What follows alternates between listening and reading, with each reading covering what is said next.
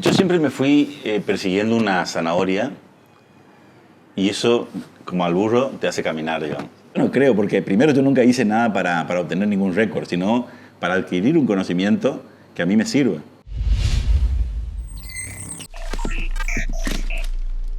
Y la carga, ya te digo, una carga emocional porque es volver al barrio, es volver al lugar donde saliste hace 30 y pico de años y se te ocurrió hacer una banda, digamos. Me iba a una revistería y compraba revistitas de Toco y Canto, se llamaban, que traían las canciones a veces con las notas y cómo se hacían esas notas en la guitarra. Y con eso le aprendí, después toqué en una capilla, como en el coro, porque quería tocar.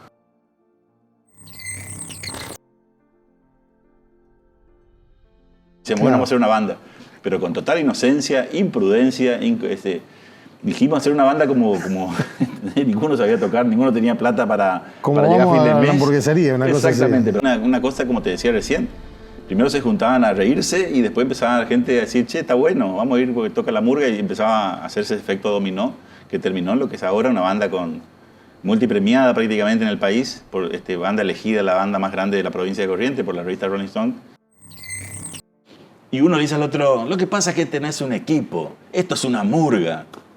Y digo, qué lindo nombre, porque nosotros estábamos buscando el nombre de la banda y no éramos una banda, éramos una murga, real, pero literal.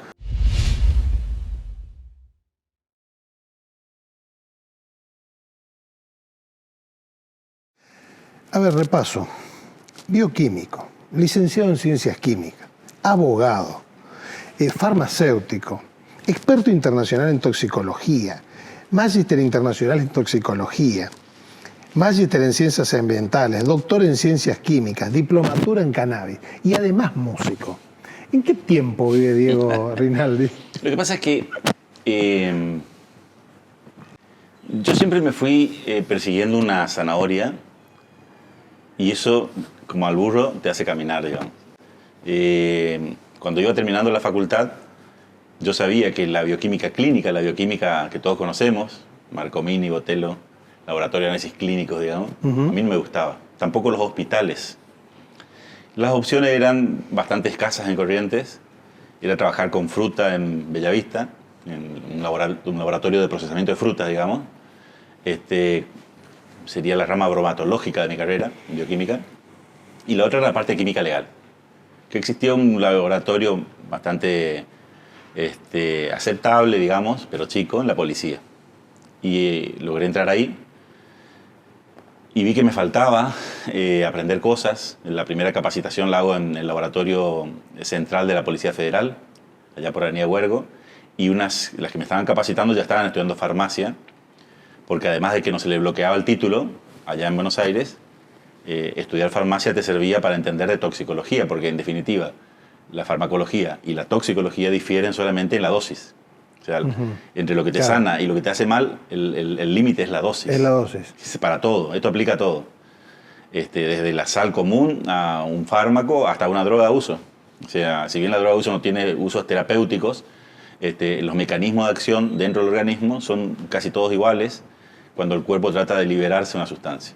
Y eso era fundamental que yo lo estudie para poder hacer mi carrera de toxicólogo, que no existía la toxicología forense, no existía la química forense en Corrientes, prácticamente. Y ahí empecé, presenté mis materias en Sáenz Peña, que estaba todavía en la facultad de farmacia, las materias de bioquímica, digamos, para que me reconocieron la mitad, la otra mitad tuve que hacer, y salía de trabajar en la policía, me iba a Sáenz Peña, llegaba a las 3 de la tarde, cursaba los prácticos, los que sí o sí son presenciales, digamos, para ese tipo de carrera, y para las 10 de la noche estaba de vuelta a 10, 11. Pasaba a buscar compañeras en Resistencia, en Barranqueras, porque empezamos con una nafta de 0,99 y terminamos una nafta de 3 pesos, me acuerdo, así que era sí o sí. Se encareció la carrera por el camino. Sí o sí, era épocas de piquetes, era muy complicado, pero me recibí de farmacéutico.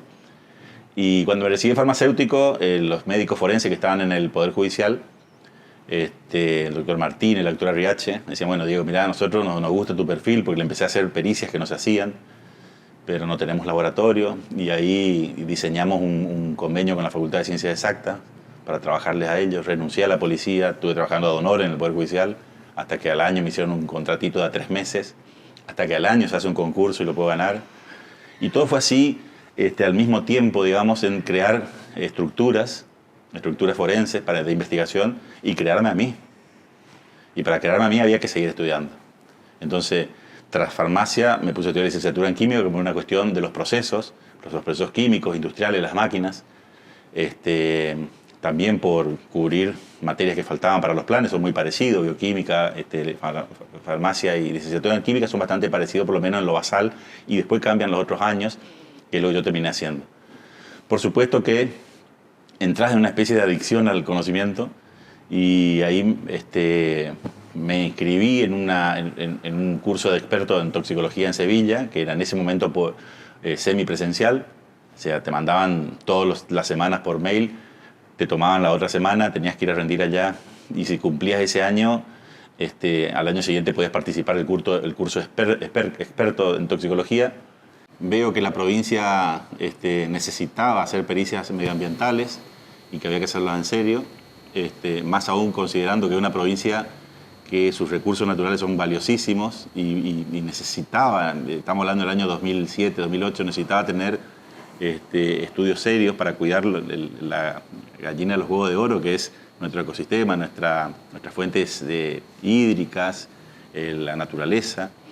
Se me ocurrió crear un gabinete medioambiental forense, hablé con el que era el presidente en su momento, me ofrecí a llevar muestras que prácticamente había que llevar todos los meses, y pues se iban juntando, empezó el boom de la genética que se hacían en la Facultad de Ciencias de Farmacia y Bioquímica de la UBA. Los estudios de ADN. Los estudios de ADN. Entonces me ofrecí de lo que sería la cadena de custodia. Me iba en colectivo una vez cada 15 días y terminaba de hacer esas tareas, terminaba de hacer las compras del laboratorio o los arreglos de las máquinas, y a las 5 de la tarde tomaba el 160, me iba a Ciudad Universitaria 2 veces por semana, cada 15 días, para hacer una maestría en medio ambiente, porque quería crear el gabinete medioambiental forense. O sea, siempre fue, como te vas dando cuenta, para poder formarme a mí en las ciencias forenses y después crear algo que quede establecido como laboratorios o servicios forenses. Y al mismo tiempo, además, comencé una cátedra en la facultad para que los alumnos de bioquímica que tenían ese título, ese conocimiento medio básico, tengan una semi-orientación en alguna materia, como para que esto es lo que van a hacer si eligen ser forense. Entonces creé una materia que se llama química forense. A partir de ahí elegí el tema de maestría. La maestría la hicimos sobre la tierra donde estaban depositados los depósitos de fuel oil, allá en la antigua usina. Y un lindo trabajo de investigación que fue corregido por miembros de la Comisión Nacional de Energía Atómica, y tuvimos nota 10 con mi director de tesis. Obtuve el título de magíster en la UBA, y bueno, ahí vi que me faltaba el título de doctor. Me puse a hacer el título de doctor, me puse a trabajar sobre Ambaí, que es una planta autóctona nuestra muy linda. Hicimos un trabajo lindo en Ambaí, me recibí de doctor en química. Y la diplomatura en cannabis era porque, bueno, fui convocado por el Ejecutivo hace un par de años para ayudar a crear los laboratorios donde se iba a procesar esta planta medicinal, con el fin de tener un aceite medicinal, o sea, de grado farmacológico. Yo, sabiendo que el tiempo no es lo que me sobra, renuncié a esa dedicación exclusiva que tenemos los forenses en el Poder Judicial durante ese tiempo, y me aboqué media jornada en armar lo que ahora es la planta de medicamento de cannabis. Hasta el junio que renuncié, porque lo que a mí, mi vocación es esta forense de la que estoy hace 25 años, y porque quería terminar el título de abogado, el cual había empezado hace unos 4 o 5 años, y terminé en julio. Y ahí, eso te iba a decir, también estoy tramitando el título de procurador, o sea, serían 10 títulos. No serían claro, 9. Con eso llegarías al 10º. Claro. ¿Y cuántos Diego Rinaldi puede haber en la Argentina? Yo sé, eso me dijeron alguna vez. Hay una obra pesquera, allá en Gocha, se llama Surubí Puzuca. Sí. Yo le hice el chamamé del el himno, digamos. Me dijeron más o menos cuáles eran los colores de sus banderas, el por qué se llamaban Surubí Puzuca, porque de Puzuca si salía un surubí, era una cosa así. Y le hice el chamamé con letra y música. En su momento la grabamos con Juanchi Cabrera. Y después me hicieron miembros honorarios, digamos, por haberle hecho la canción. Está registrada, y creo que los de Maguaré hicieron una versión. Y ellos me decían, pero no estarás en el libro Guinness, me decían en Gocha. Yo no creo, porque primero yo nunca hice nada para obtener ningún récord, sino para adquirir un conocimiento que a mí me sirva. Con esto que me fui construyendo, tengo puertas abiertas en la Morgue Judicial de la Nación y en el Instituto Nacional de Toxicología y Ciencias Forenses de Madrid, de España sería. Madrid es la sede, en España está dividido en 5 regiones, y la sede madre es la de Madrid, y con eso pude entrar prácticamente mandando un currículum y empezando a conversar con la jefa de allá, y ya he ido a trabajar 2 veces y me están esperando para el año que viene de vuelta. Entonces, esa construcción que yo hice de poder llegar a conocimientos era para que me sirvan en el trabajo. Para mí, si tengo que decir qué es lo que más tiempo me lleva, es el trabajo, porque un proceso, hacer una pericia te puede llevar mínimamente 10 días, 30 días. Y yo todos los días me levanto a las 6 de la mañana. O sea, el tiempo yo lo ocupo en trabajar, en hacer pericias forenses. Claro.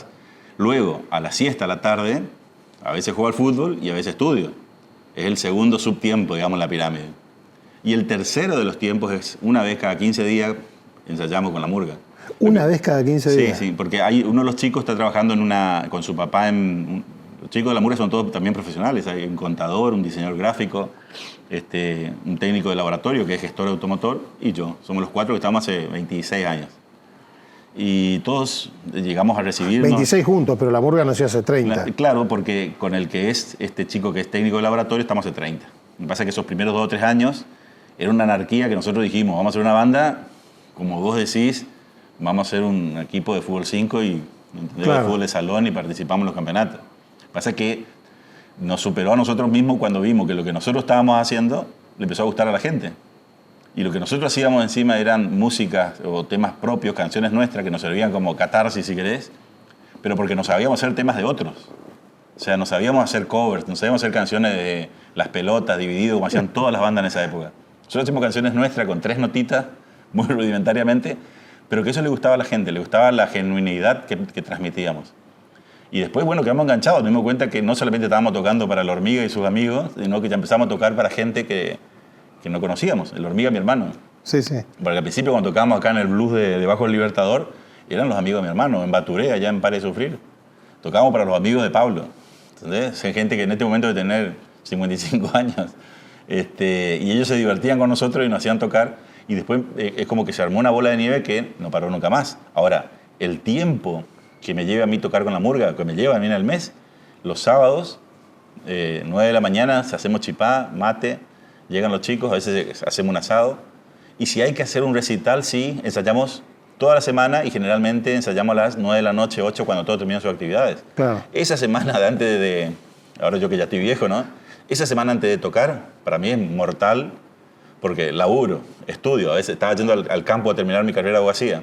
Y a las 9 de la noche había que acarrear, no tenemos plomo, tenemos que acarrear todos nuestros instrumentos a la sala, porque ya de Riachuelo teníamos que ensayar acá en Corrientes, pagar una sala, armar tu equipo y 11 de la noche, 11 y media, desarmar todo, volver a tu casa, bañarte, comer, a las 6 te levantás de vuelta para ir a trabajar. ¿Y cómo fue ese recital de festejo de los 30 años en Goya? Yo supongo que, más allá del hecho artístico, del hecho cultural, musical, fue algo muy cargado de emociones. Sí, mirá, en principio, el año antepasado, o en pandemia, nos convoca al Instituto de Cultura para hacer un raros acústicos, le llamaban ellos, en el Teatro Vera, ¿no es cierto? Uh-huh. Y salió tan lindo que nos dijeron, bueno, ustedes van a empezar el ciclo. Estuvo Mandayé, Los Alonso, no me acuerdo, un montón de músicos que nosotros admiramos aparte. Y nosotros, digamos, ahí como invitados de honor del rock and roll. Pero eso era un reconocimiento. Sí, es un reconocimiento. Y iniciamos nosotros el ciclo, y me acuerdo que Moulin, que estaba haciendo de moderador, nos hace una pregunta. Por supuesto que era imponente ver el Teatro Vera desde el escenario, nunca lo vi desde el escenario. Tocábamos así, con las butacas vacías atrás, porque era streaming, era, digamos, online, porque era pandemia. Claro. Era un servicio que la provincia le hacía a la comunidad de acercar a artistas por la tele, porque estábamos en pandemia, en ese contexto. Y nos pregunta, bueno, ¿qué se siente volver al Teatro Vera? Y nosotros dijimos, no, es la primera vez que tocamos. Es la primera vez que tocamos. Estábamos en un lugar histórico y lo estábamos disfrutando muchísimo, icónico. Y ahí se nos ocurrió decirle, bueno, dentro de 2 años vamos a cumplir 30 años, nos prestan el teatro para hacer la presentación. Y nos dijeron, sí, no hay ningún problema, Diego, pero ¿cómo vas a pedir 2 años antes o 1 año antes? Y bueno, pedimos este año, estaban en reparación, el que no se podía ocupar. Entonces se nos ocurrió un teatro de envergadura en la provincia, en mi desconocimiento. Sabía que el Teatro Solari de Goya estaba cumpliendo 150 años, sabía que era monumento histórico nacional. Hay un tal Tomás Massanti en mi ciudad que se le ocurrió traer a un ingeniero, Pinaroli, para hacer algunas estructuras y se le pidió que haga el teatro. O sea, cuando Argentina estaba en guerra con Paraguay, en Goya estaban haciendo un teatro para cantar ópera. Y así de paradójico y por esas líneas invisibles con la murga de las cosas, nos fuimos a ver el teatro. Le pedimos al intendente si podíamos, que de primer momento nos dijo, sí, yo soy fan de ustedes. El intendente es más chico que nosotros. Hablar con el secretario, hablar con la gente del teatro, que nosotros los alquilamos. El teatro es como que está concesionado a la municipalidad. Y fuimos a hablar con la gente del teatro, que es la que vino reparándolo hace un par de años, y entramos y era alucinante. Es decir, es como un teatro Vera más chiquito, pero cargado de muchísima historia. Y verlo ya así, iluminado, limpio, pintado, arreglado, un escenario gigante, unas tarimas de hace 150 años allá arriba, realmente se te ponía la piel de gallina. ¿Y por qué te digo yo iluminado, limpio? Porque ese para nosotros, cuando éramos chicos, era un cine. Era donde veíamos el matiné, 7 películas juntas, digamos, todas cortadas. Claro, no era lo que se encontraron ahora. No, claro, entramos y ya estaba oscuro, te tiraban con maní con chocolate, era una cosa... Y vos entrás y ves eso, porque abrieron todos los ventanales para cuando nosotros fuimos, le sacamos más fotos de lo que hablamos. Y era la carga, ya te digo, una carga emocional, porque es volver al barrio, es volver al lugar donde saliste hace 30 y pico de años y se te ocurrió hacer una banda, digamos. Que volver a tu ciudad y que la ciudad también te abra los brazos así y te reconozca, te llenaba de muchas emociones encontradas. En ese cine nos mandaba mi papá, a Pablo y a mí, al cine con la platita para el sándwich, y de golpe pasar, como Cinema Paradiso, digamos. Claro. El mismo efecto. ¿Y cómo entró la música a tu vida? ¿Siempre fuiste un tipo de mucho estudio? ¿De estudiar mucho? Sí, en la primaria, ahí está, Jimmy, en el secundario ya, si bien no era primer promedio, había materias que me resultaban muy, muy fáciles, como química, matemática, física, me gustaban. O la historia, por ejemplo, me gustaba siempre la historia. Pero en toda la materia andaba muy bien y eso creo que incentivó a mi mamá cuando estaba en la primaria. Yo quería salir, terminar de comer a las 1, porque mi papá de 1 a 2 ya dormía siesta, 2 y cuarto se iba a trabajar. Entonces yo a las 1 quería irme a lo de un amigo mío, Pepa, a jugar al fútbol, porque enfrente había un baldío gigantesco, o de ahí o Huracán de Goya. Entonces mi vieja decía, no, si vos querés ir a jugar, pues sabía que encima volvíamos ya sucios y malheridos a las 8 de la noche, ¿cierto? Si vos querés ir a jugar, primero tenés que estudiar. Y le hacía en casa los deberes, no le conformaba, entonces me ponía maestra de matemática. Y yo me iba a la maestra de matemática y por ahí volvía a 2 menos cuarto. Y mamá se fue y le dije, ¿por qué le estás largando 15 minutos antes? Y porque termina todo rápido. Porque yo ya en mi desesperación por ir a jugar al fútbol, resolvía todas las ecuaciones rápido. Claro, rápidamente. Que me dio capaz esa agilidad para resolver, creo yo. Entonces me decía, bueno, lee un libro y que te cuente. O sea, la profesora de matemáticas, yo me iba a leer el libro a lo último, para que cumpla la hora de maestra particular. Yo creo que mi vieja fue, porque mi vieja era docente, ella estimuló mucho esto de andar bien en la escuela. También mi papá y mi viejo completó con la otra parte, que es la lúdica, el jugar al fútbol. Y yo le dije, una vez quise aprender guitarra, y así del cielo, porque ninguno sabía tocar nada, ni tocaba nada en mi casa. Decían que mi abuelo italiano cantaba a capela, por ahí cuando se copeteaba, pero no más que eso. Tocar un instrumento era algo muy, muy raro. Y entonces me compré la guitarra y bueno, y me pone un profesor que me enseñaba costera, mi costerita, vestido celeste, cosas así básicas del folclore de nuestro litoral. Pero a mí no me cerraba, porque en esa época el país estaba cambiando, se estaba terminando la dictadura, estaba empezando la democracia, apareció Alfonsín, la gente que cantaba. Las nuevas bandas. Y yo quería eso. Entonces me iba a una revistería y compraba revistitas de toco y canto, se llamaban, que traían las canciones a veces con las notas y cómo se hacían esas notas en la guitarra. Y con eso le aprendí, después toqué en una capilla, como en el coro, porque quería tocar.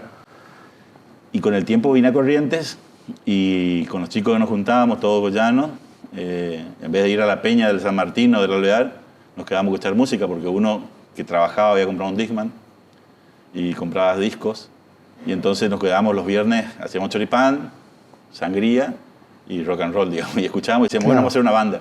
Pero con total inocencia, imprudencia, dijimos hacer una banda como ninguno sabía tocar, ninguno tenía plata para llegar a fin de mes. La hamburguesería, una cosa así. Exactamente, pero aparte, sin recursos económicos, sin recursos musicales. Bueno, nos largamos a hacer y salió la banda, digamos. Y una cosa, como te decía recién, primero se juntaban a reírse y después empezaba la gente a decir, che, está bueno, vamos a ir porque toca la murga, y empezaba a hacerse ese efecto dominó que terminó en lo que es ahora una banda multipremiada prácticamente en el país, banda elegida la banda más grande de la provincia de Corrientes por la revista Rolling Stone, con 15 discos, con un pie en Asunción, o sea, con gente que nos escucha en muchas partes del mundo. ¿Y por qué se llaman La Murga? La Murga. ¿De dónde también salió ese nombre? También todo está muy relacionado con la hormiga en mi vida siempre. Yo en la época que asume Menem, cuando asume Menem, hubo una hiperinflación, no sé si recordás, en el año 90. Sí. Una hiperinflación que fue, si la del 89, que fue durante 9 meses, nos dejó a todos más o menos de cama, para resistir dijimos, bueno, vamos a juntar las calzas y con esta ya pasamos. No, vino la del 90, que fue en un mes. No fueron 9 meses, fue un mes. Sí. Y ahí le mandó a mi viejo al hospital porque le agarró un infarto y quebró la pinturería. A mi tío de la zapatería, o sea, vivíamos con el sueldo de maestra de mi mamá. Y la que se le ocurrió a ellos era aprovechar lo que Desagastizaba le había ofrecido a mi hermano, el que era el director del Juventus, tenía piezas donde ubicaba a los basquetbolistas del interior, históricamente. Chicos de Goya que jugaban antes que nosotros, y de esquina, Ferragú. Y bueno, vieron ahí la posibilidad de seguir estudiando de esa forma, cuando el Juventus además era como decirte ahora San Jerónimo. ¿No es cierto? Era lejos el Juventus. Estamos en el año 91. Ayacucho al este. Claro. Era ya empezaba el Arenal ahí. A 2 cuadras ya empezaba el Arenal. Sí, sí. Entonces nos fuimos ahí. El colectivo tampoco pasaba una vez hasta las 8 de la noche, no pasaba más hasta el otro día a las 6 de la mañana. O sea, era como inhóspito. Y para nosotros era un cambio muy grande de pasar de clase media a clase baja en una semana. Bueno, nos amañamos ahí, nos fuimos al Juventus. En una pieza vivíamos un chico de Bellavista, Pedro Bassi, Pablo y yo, y las 3 camas, era como que no había lugar para nada más, y una mesa para comer y estudiar. Y lo bueno del Juventud era que después de los partidos de básquet, Sagasti llevaba todo el pelotón al Héroe de Malvinas, España y Rivadavia, porque el chico Mar, de que jugaba con ellos, era el Héroe de Malvinas, de la hamburguesería. Entonces para mí era una oportunidad especial para decir, bueno, comemos una hamburguesa, ¿no es cierto? Estamos hablando de esa época dura para todos nosotros, imagínate para nosotros estudiantes. Y entonces yo iba de barra brava del Juventus a todos lados, al Regata, al Alvear, éramos 2 o 3 nomás los barra bravas, y después nos íbamos todo al Héroe de Malvinas. Generalmente cuando se ganaba, no se perdía por ahí, no había ese clima. No había festejo. Pero en una de estas derrotas se empiezan a pelear entre ellos, encima eran todos gigantes. O sea, todos los jugadores de básquet, recuerdo algunos. Y lo que tiene el básquet acá en Corrientes es que se pelean como que se están por matar. ¿Entendés? Discuten y son tipos, ¿cómo los sujetás? Esos tipos de 2 metros. Después están todos amigos, y están tomando cerveza, pero ese es el acting, ese parece que es necesario. Y estaban así peleándose a muerte y yo esperando que venga mi hamburguesa, que no se peleen antes de que llegue la hamburguesa por lo menos. Y uno le dice al otro, lo que pasa es que tenés un equipo, esto es una murga. Y digo, qué lindo nombre, porque nosotros estábamos buscando el nombre de la banda y no éramos una banda, éramos una murga, real, pero literal. Imagínate que cantábamos a los gritos cuando teníamos micrófono, es decir, cuando queríamos sacar canciones nuestras encima. Voy y le propongo a los chicos, y si nos llamamos la murga, porque escuché recién que ellos no son un equipo de básquet, son una murga, y nosotros no somos una banda, somos una murga. Buenísimo, me dijeron. Entonces quedó la murga. Quedó la murga. Después buscamos en el diccionario al tiempo y decía grupo de músicos callejeros de mala calidad. Lo recuerdo hasta el día de hoy. Y dijimos, listo, le pegamos entonces. Fue el universo que nos mandó ese nombre.